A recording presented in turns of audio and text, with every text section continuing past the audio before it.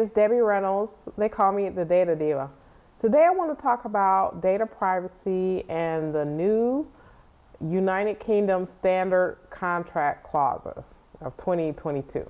So in 2021, the European Union released new standard contract clauses for companies that are transferring personal data of individuals in the EU outside of the European Union. As a result of these clauses, companies that were doing business in terms of doing transfers outside of the EU, especially to countries that have what they consider inadequate data protections, they have to sort of use these new clauses. These new clauses, in some cases, for organizations that started new contracts, they're being put into effect now. Companies have until the end of 2022 to effect that change for the EU standard contract clauses.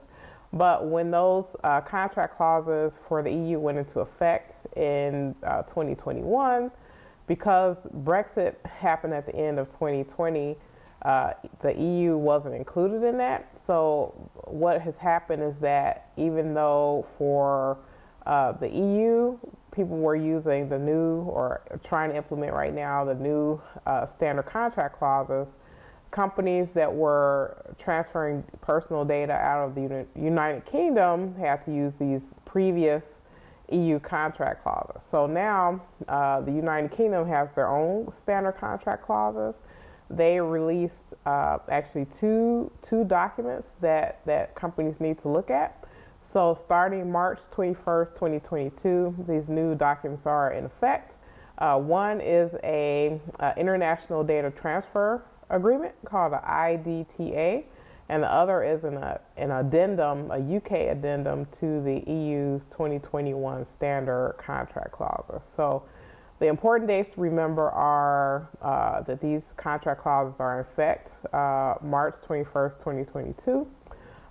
In September of 2022, on the 21st, all organizations that are doing these transfers that need these type of agreements need to be either using the new IDTA or this UK addendum.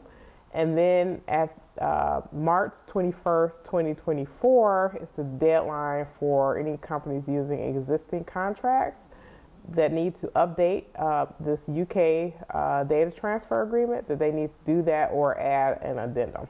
So I think it just makes this a lot more, it makes it simpler for companies that didn't know what to do once the EU passed these contract clauses, and then after, obviously, Brexit happened in the United Kingdom. But also, I think it's important for organizations to understand whether they need to change their contracts that they have right now, whether it applies to them, and definitely we're looking for any guidance that may come out of the ICO related to these agreements for any organizations that are confused or don't understand how to use these agreements. So I think this will be the order of the day. I know that a lot of these transfer agreements are becoming ubiquitous, and I'm sure that other countries will definitely try to do the same things, especially as they see data privacy regulations become more robust